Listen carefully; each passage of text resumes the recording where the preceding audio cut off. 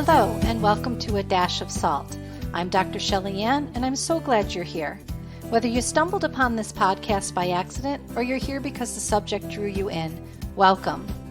SALT is an acronym for Society and Learning Today. This podcast was created as an outlet for inviting fresh discussions on sociology and learning theories that impact your world. Each episode includes a wide range of themes that focus on society and everyday learning, whether formal or informal. So let's get stuck in, shall we?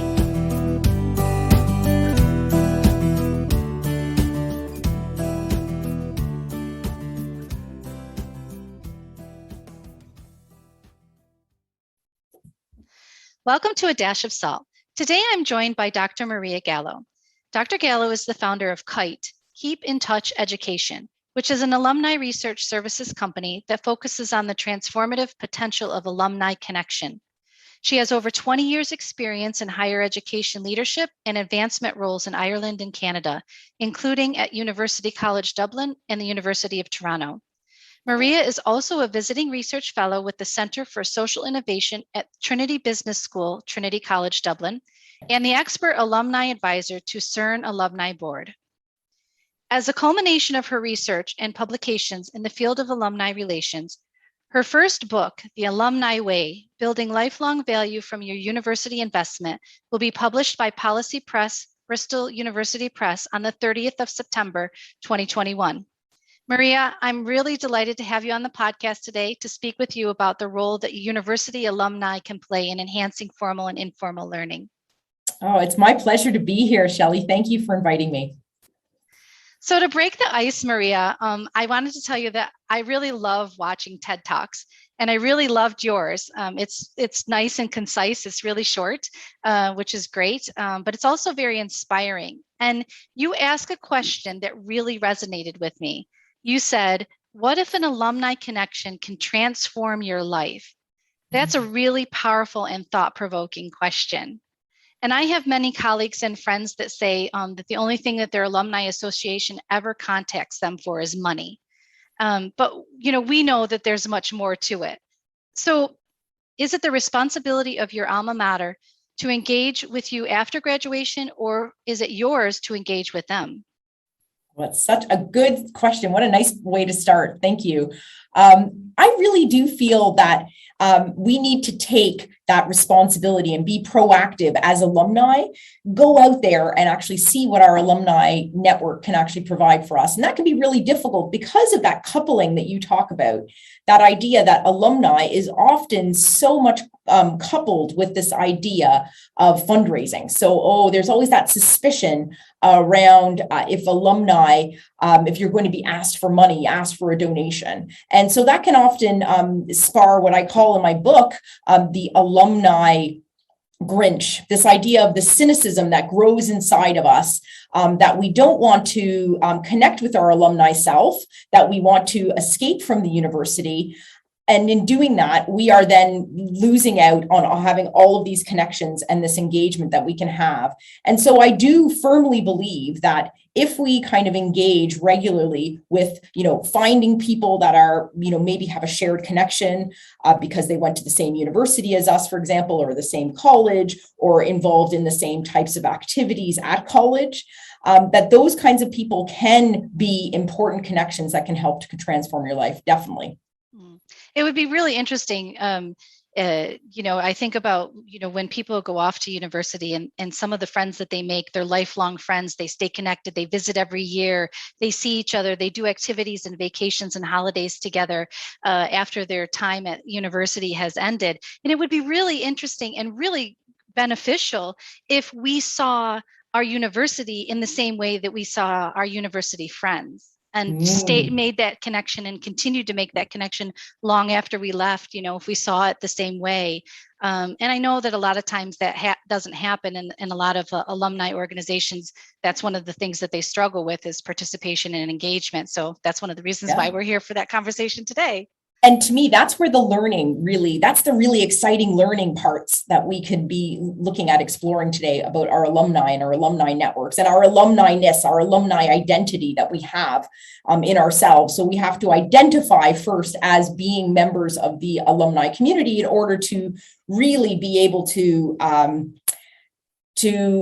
connect with all of these really exciting opportunities that are available to us. And what I would say is that what you said is really interesting. Yes, we do all have like maybe those classmates, the former, friends that we keep in touch with, and those are our really close ties.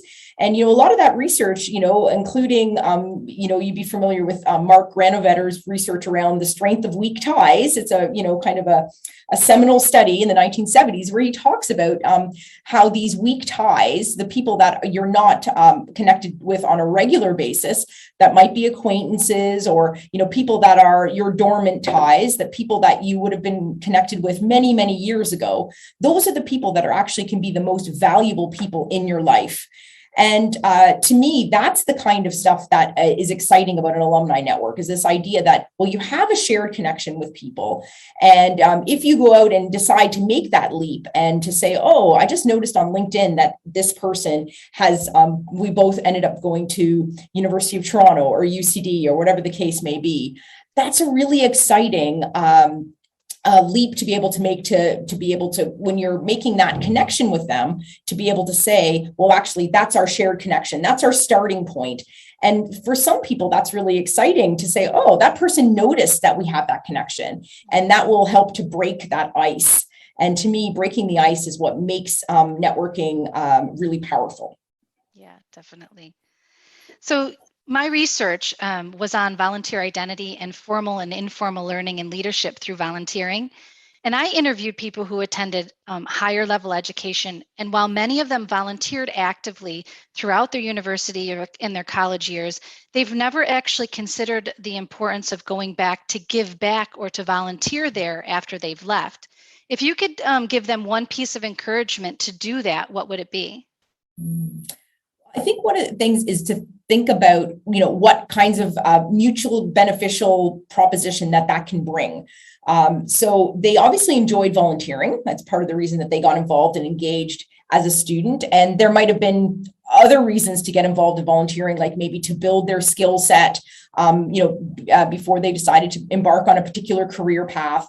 And, as they go through different touch points in their life and throughout their lifespan, there are other kind of touch points where these things are important too.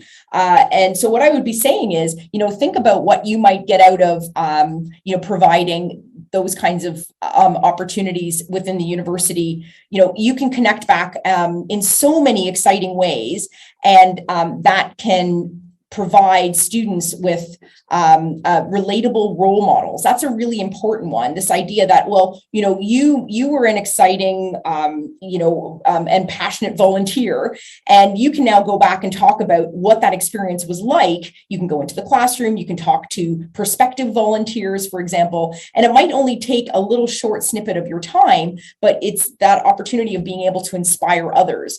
And there's a lot of research out there, including some of the research that George Sanchez has done in the US, where he talks about the idea of relatable role models in the classroom and on campus, and how that can help people to decide that they can do things too. And I think that's where we can kind of think, we can have a real impression on people. And at the same time, we're building our leadership skills. So as you go through your life, as you build more and more of those leadership skills, that's the exciting part that you can build while you get back engaged with your alma mater, is those kind of opportunities to connect in the classroom, but also to connect maybe with boards or committees and get involved in the governance of the university. And there are so many of these opportunities to do that. And it allows you to kind of keep building that CV, that resume that you're wanting to do, but also to have that really nice feeling inside to be giving back. Mm-hmm, definitely. And you talked a little bit there about leadership and how we grow in our leadership, and as we grow and go through our various experiences along our lifespan. Why do you think that alumni should get involved in formal and informal learning opportunities once they've left university? Mm-hmm. Oh, there's so many good reasons. And I just, mentioned the one around the relatable role model, which I believe is one of the kind of the fundamental ones, is that this is a really good opportunity to allow people to see people like themselves. So if you go back into into campus, or you're beamed in and you're talking about your experiences and in your life, whether that's your career experiences, people are getting to kind of say, that could be me. And that's a really good reason to decide to want to get involved. The other one is, of course, is to be able to lend your expertise and your experience in the field. So whatever area that you're working in now, there is an opportunity to be able to take that expertise that you've gotten and to be able to help it reflect back into the curriculum. We forget sometimes that people that work in the academic world sometimes don't always have that, that really recent experiences working in the field, and things moving so quickly, especially in these COVID times. And so it's an opportunity to say, well, I can actually tell you what it's like to work in the trenches, to work in this kind of field, and I can bring it into the classroom. But I can also help you to shape the kind of curriculum that can help the next generation to make things better. And that includes identifying the right kinds of assignments that might be able to, to help with the curriculum development around assignment building. It can be around designing projects or working with students on projects. And there is just something very satisfying. I'm thinking, well, these are people that I could be scoping as the next talent for my company. So that's also like a bonus. But in fact, also the idea that I'm contributing back to the next, phase of people, just the way that other people contributed back to my education. So it's kind of a little bit of that that giving back piece, that other people have done this before me. And to me, that's the pure definition of philanthropy. This idea that that we're all in this to be able to give back for the greater social good. It's really interesting that you said that about the academics sometimes getting so caught up in theory. You didn't actually say it that way, but that's what my little ears heard was, the idea that academics sometimes get so caught up in teaching theory that they actually forget about practice, and they forget about the practical, and how important it is for alumni to be able to come back and to give that practical advice, to give, that practical and practice perspective, so that it's not lost. So it's not all lost in theory. And then, students who get to graduation, having received nothing but theory, then don't actually know how to operate out in society when it comes to, building their CV and, preparing themselves for work in the real world and that kind of thing. So that was really interesting point that you made that really resonated with me. So let's talk a little bit more about your work and your past experience, your own past experience, and then also what made you take the leap of faith to start your own consultancy business. Wow, where do I start? So I have been a curious researcher for a very long time and a curious alumni strategist and scholar. So I started life, you want to go way back. I grew up in the Toronto suburbs, and I had the privilege to be able to grow up. And my dad went to St. Michael's College at the University of Toronto. I was very curious to see how his university experience really impacted his life in so many positive ways.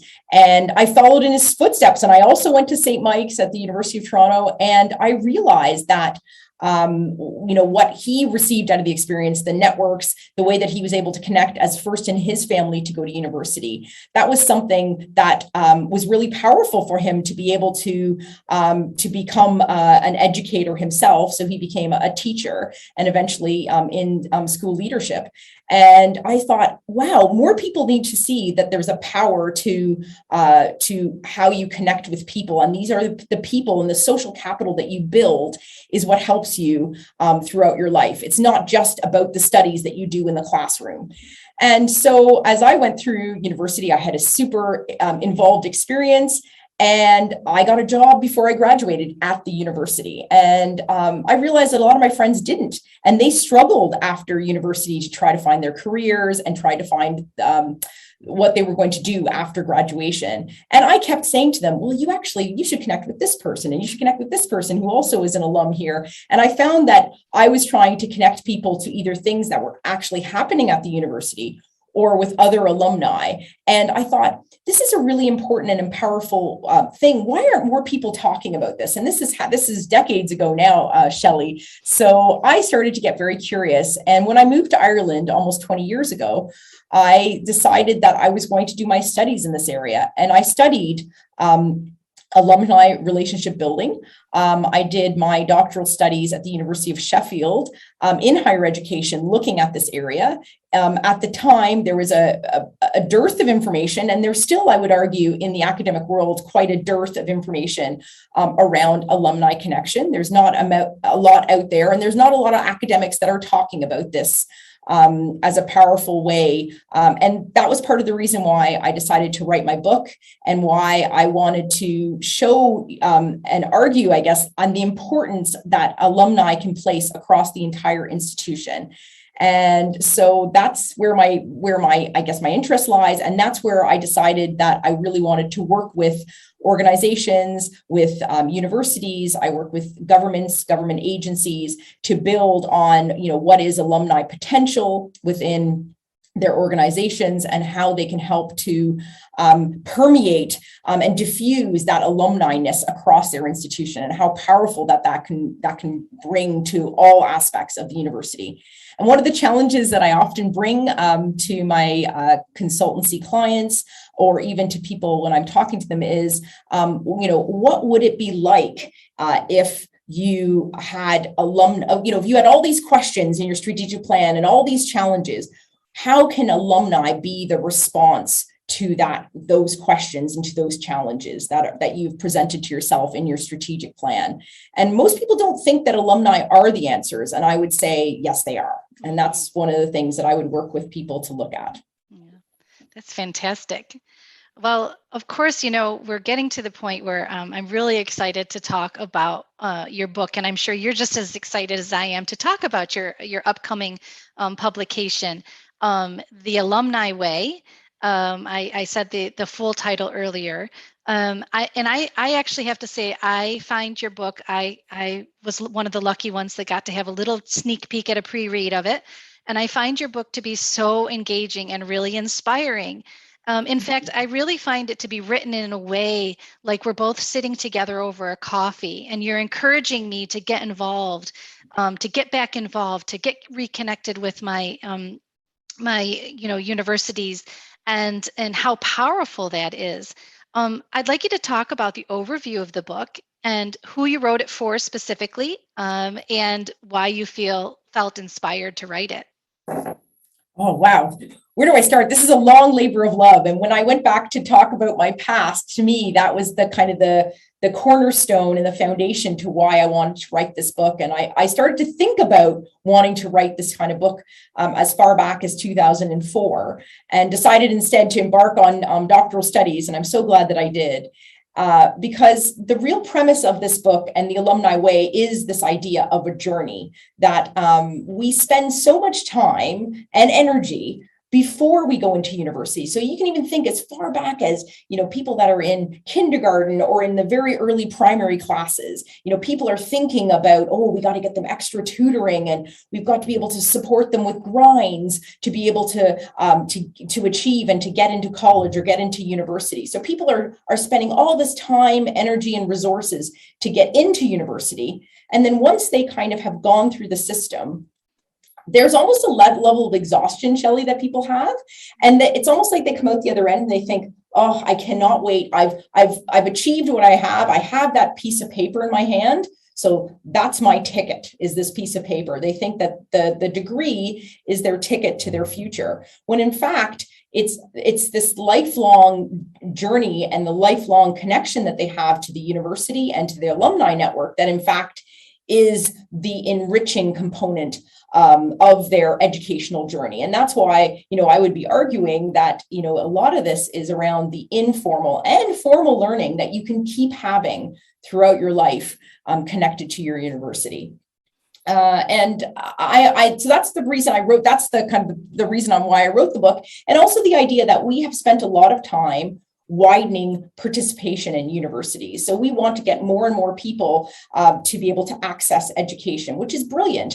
But we forget that on their way out and when they're finished and they've graduated, that they might not know just by osmosis that one of the things that they do is to contact people within their social capital, within their network, to be able to help them get a job. So they can often feel lost. And so I wrote this book for them so that they can understand the game that is after graduation, the idea of, what's available to them, the kinds of things that they can do to network and to build their network after graduation. But it's also, this was the whole premise of the book is that, we are all alumni. So we're all alumni, and we are all in this. We're maybe not all in the same boat, but we're all in the same storm, or we're all in that same ecosystem, better to say. We're all in the same ecosystem. And so how can we go about helping each other? So whether we're an academic, whether we're an advancement or alumni professional, whether we are a student or an alum or a recent graduate, we're all parts of, the same ecosystem with the same shared experiences. And what can we get out of that experience? And so I want to navigate people through a number of exercises, practical activities for them to kind of discover their alumni self and to really decide how they're going to build their network meaningfully. In your book, you ask readers to imagine the relationship between student, alumni, and college and university. And you have you listed and talk about in depth the 4 key traits of the Alumni Way. And interestingly, the one that I found most interesting, I'm just going to share the first one, because you start with something that usually people end with, right? Usually you think about our thesis, our PhD thesis, what's the very last thing that we do when we finish our thesis? We're asked to give a little reflection, to pause and have a little reflection. But your first key trait is reflection. And I love that. Can you share those traits briefly with us and tell us some more about them, all 4 of them? Sure, great. I guess I've been speaking so much about my book, I forgot about what is the most important tenets. So of course, my book is based on my decade of research around alumni relationships. It is connected to the 4 key traits of an informed and savvy alum. So how you become someone who can actually really embrace your alumni-ness in your life and your post-graduation life, and how you can these 4 key traits, which are being reflective, so reflection, curiosity, passion, and generosity. So I do take people through, and the reason why I thought it was important to start with reflection was indeed the point I mentioned earlier around our experience so far. The idea of going into university can be a long and exhausting experience. And so we do need that point of reflection when we are at graduation or even in our early alumni life, to be able to say, well, what did we get out of our university experience? What did we find that was interesting? What did we learn about ourselves? So taking that idea of Carol Dweck's growth, mind, and thinking, and think about how we can learn throughout our life, learn from our challenges, and how those kinds of things are really important. So whether it's not what people often say about, how was university? And the answer is, it was good, it was bad.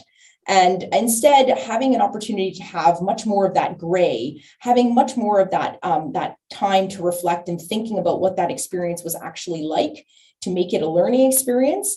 So we might have learned about ourselves that we learn better when we're in smaller situations, like small group learning, as opposed to learning in large classrooms. We might learn that about ourselves that we learn better when we're in an online environment versus being in a classroom. There's lots of things that we could have learned of ourselves about how we engage in extracurriculars on campus.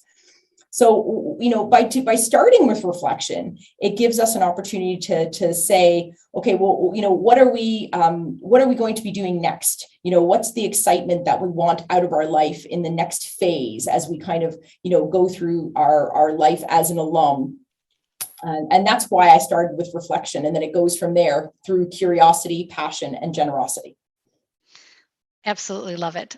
And again, I will so plug this book for you, because it's just, like I said, it is really like having this kind of conversation, but in a narrative format. That you can pick up and put down, at your leisure and when it's best. But I have a feeling that a lot of people will read it and not want to stop, because I know that was the problem that I had, was like, just a few more minutes, another couple pages, and then I'll get up and do what I need to do. So I know that it's going to be a huge hit once it gets out there on the 30th.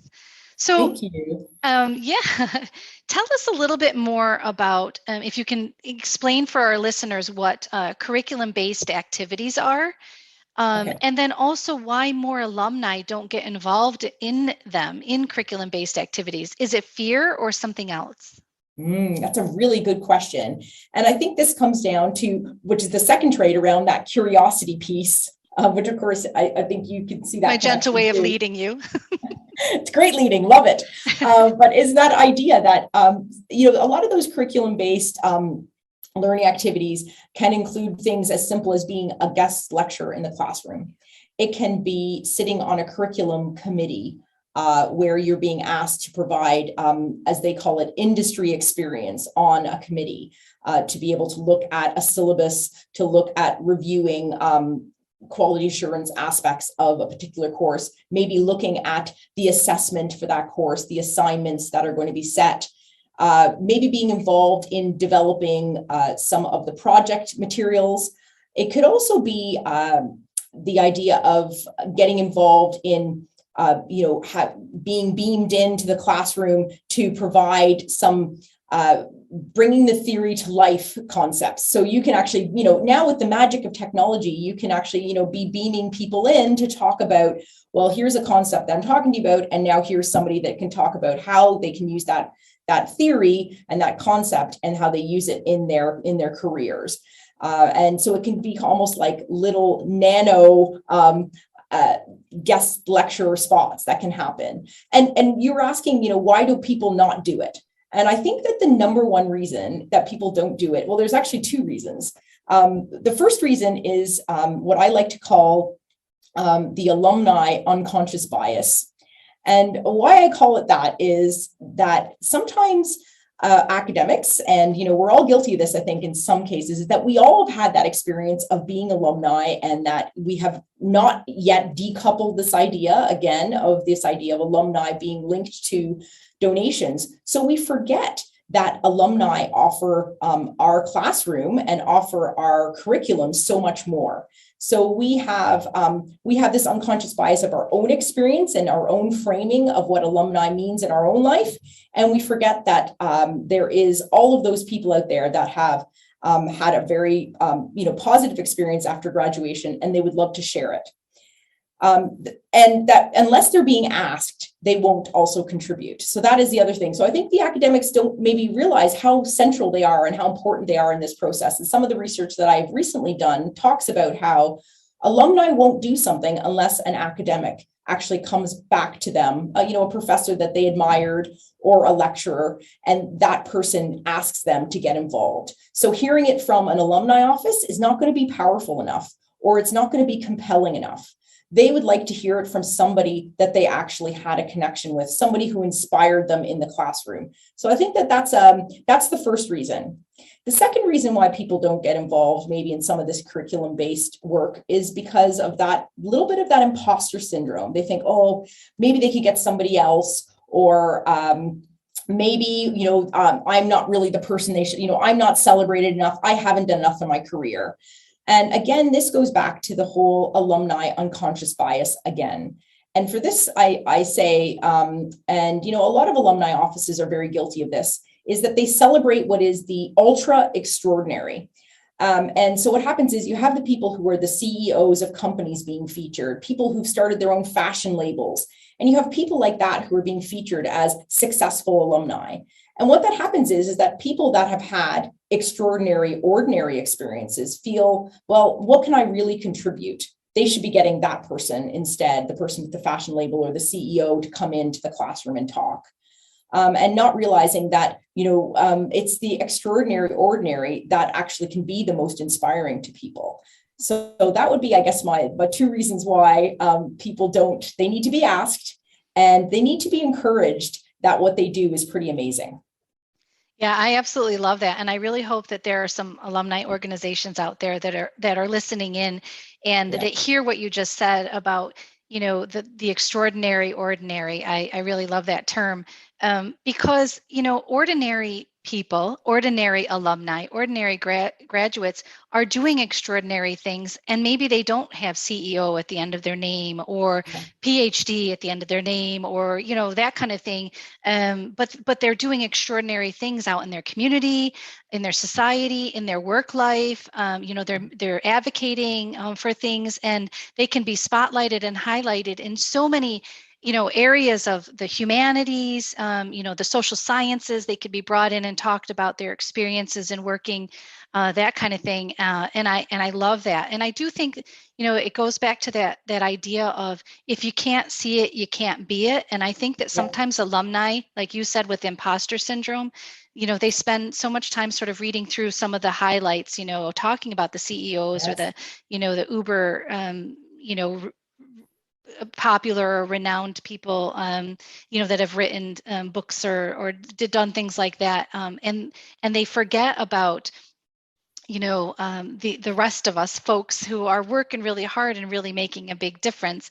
And if we can't see it, if we don't see that, reflected in some of the alumni recognitions, then we can't be it. So, that's a message, I think, and a lesson that I hope that some alumni organizations that you're working with and that are listening as well take away from that. I love that. Yeah, and I think it's just important to add to that too, Shelley, is that it is really important too that when we're looking at these, bringing in alumni into the classroom, is that how, and in all different kinds of ways. So having them involved in the curriculum in all different kinds of guises, that it's also an opportunity to look at our diversity, equity, and inclusion policies, how that actually connects to, making sure that the curriculum is rigorously looked at from that perspective. So we have that lens to look at the curriculum, and that's where our alumni can come in and provide that really rich lens, and that's really key. But also giving our alumni, it's kind of really democratizing. It really allows us to democratize our education and learning environments for our students, because it allows us to maybe beam in international alumni from around the world to internationalize the experience for those domestic students, or even for other international students that are sitting in the classroom or sitting online. They can actually listen to someone from Hong Kong or listen to somebody from New York or from wherever, and they can talk about their experiences, and they're getting an internationalized experience without having to go somewhere, because not everybody can go and have an internationalized experience and go on a study abroad, for example. It's just, and that's for a lot of reasons. So this is an opportunity to be able to bring that into the classroom and to provide that level of inspiration, but also that a level of that dimension of internationalization and diversity into the classroom. Yeah, and that real global worldview that you don't always get in the classroom, just based on theory and that kind of thing, is really, really important for anybody, whether it be formal learning, even from a university level, but on any type of learning level, whether it's self-directed, or otherwise. That trying to reach out and get that global worldview, especially for some of these bigger countries that sort of get lost and locked into their own, world of self, and don't realize that there is more of the world out there than just their own country. I say that with a little bit of my tongue in cheek there, is really important. And, we kind of put a call to action out there a little bit to the alumni organizations. And I also want to go back to something you were saying earlier and put that call to action out to even to the alumni and saying, going back a little bit earlier to what we were talking about when we said that sometimes we as alumni get locked into that thinking that our alumni organizations are only reaching out to us because they want money.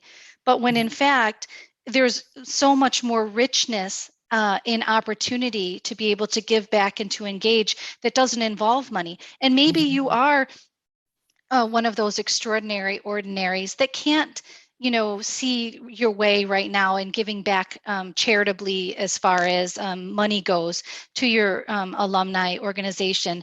But being able to give of yourself is a really rich investment to the university, to the students, but also something that is, that giving back does for you as well.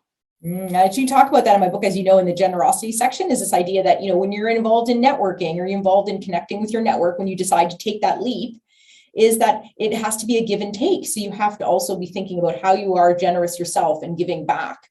So I talk about that definition of philanthropy, of talking about time, talent, treasure, and ties, and how we can give those aspects back to our alma mater. And 3 out of 4 of those is giving of ourself, as you said. And it's also giving of our learning experience.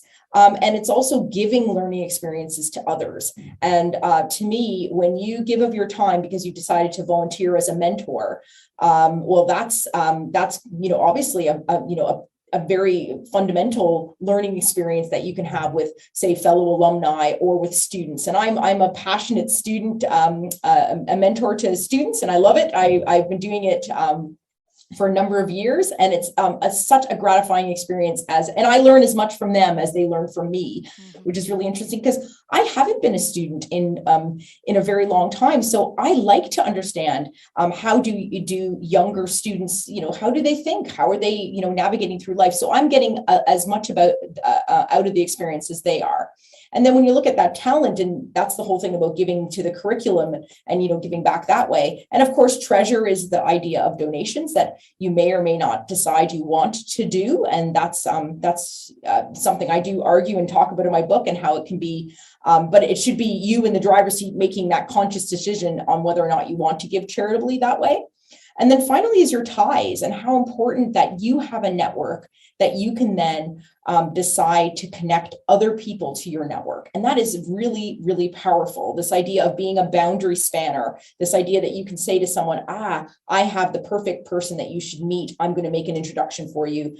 You might want to set up an informational interview with this person because you both have a shared interest in X, or you both want to work in this particular sector of work.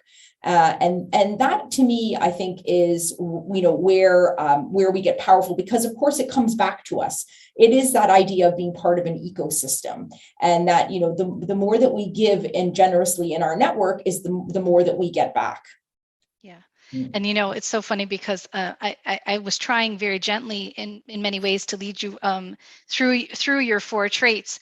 And I was sitting here thinking to myself, okay, I'm going to come up with a question to have you talk about your passion, but you ended up talking about your passion because that was the last one. You talked about, started out talking about your reflection, and then you talked about curiosity, and then you talked about generosity, and then you just finished up so nicely on passion. And we can definitely hear and see, your passion for alumni contribution and making that part of a lifelong lifestyle for both the university and the student, and the alumni. So perfect way to sort of bring this to a conclusion. And I just have 2 more questions for you here. Sure, great. Go ahead. I know you've listened to some of my podcasts, and you know that I like to ask my guests as we draw to a close if you have any other recommendations or contact information for anyone who's listening that would like to find out more about how to get connected with their alumni association, or how they can connect better with their, connect their own alumni association with their alumni. Okay, well, there's a lot of really good, excellent resources out there. And of course, my book being the number one, of course, they should go to as a go-to resource. One of the things that I would definitely recommend is another new book that happens to be published this year, and it's a book called Engaging International Alumni as Strategic Partners. And while it has international alumni in the title, I think that it's quite apt as a book to allow people who work in higher education to really understand some of those operational things that need to be done in order to really meaningfully engage alumni. And so I would definitely put that on the list. And that's published by NAFSA, and the co-authors are Sandra Rincon and Gretchen Dobson, who are both friends of mine, which is another little plug for their book. Another thing that I would definitely, as a resource for people to look at is, there's a lot of great resources out there. And one of them that really inspired me when I was writing my book is a book by Julia Friedman Fisher. And she wrote a book called Who You Know. And what I really liked about that book was this idea that in the book, she talks about that, we have these networks that we have for ourselves, our inherited networks, and that they're very powerful. They are ones like our friends and our family that are very close by to us. But we need to also grow and to allow other people to grow their networks to beyond those boundaries, and that those can be the powerful networks that we can have in our life. And so I would definitely recommend her book where she talks about that. And then she's looking at that from across all different levels of education. I think that's why I really like it. And that's something that's, she's connected with the Christensen Institute in the US. And I think that they do some really interesting work where they explore and talk about alumni networks and their power. Finally, I would encourage people to look at a new network that's come out, and it's called Nexus. And it's a network of networks of alumni impact networks. And they are looking at really creative ways on how alumni networks can have impact in our communities, impact on creating relatable role models in all different kinds of guises. So whether that's primary schools in the Global South, or whether it's looking at scholarship winners, or whether it's looking at people who've had a shared experience because they've been involved in a particular intervention for mental health, for example, and how these can be really powerful. So Nexus is bringing all of those networks together. It's a free network to join, and it's a really inspiring way to understand how other people see how being involved in alumni can help impact the Sustainable Development Goals, how collaboratively we can work together to do those kinds of things. And alumni networks are a really powerful place to start those kinds of discussions. Absolutely amazing conversation. I have been like on the edge of my seat this whole time listening to the things that you've been telling us. Any final words of wisdom or advice before we part ways? I think one of the ones that someone said to me when I did a presentation the other day that they really liked, and I hadn't thought it was, thought much of it, but they thought it was important, was just what I said there a minute ago around it's who you know. And for anybody who lives in Ireland, they know that this is important. Oh, it's who you know that will get you your next job. It's who you know that's really important. But actually, it's on the other hand, it's not just who you know, it's actually who knows you. And that's the idea that how can you ensure that you're on other people's radars, not so much that, they're on your radar. Yes, that's powerful. But how can you make sure that you've developed a network so that, other people have you in mind when they have opportunities or really exciting things that they know that you will be interested in. And that's where I guess I would be, talking about the potential of your alumni network to help you to achieve the life you want. I absolutely love that. Perfect way to end this conversation. Maria, it has been an absolute pleasure having this conversation with you today. And I do wish you the very best with the publication of your book. I can't wait to get my hard copy of it and be able to actually read it and highlight it and make notes in the margins and all those fun things myself rather than just electronically. So I am looking forward to that at the end of September, and we wish you the best, and thank you so much for being here today. Thank you so much, Shelley-Ann. I really enjoyed it.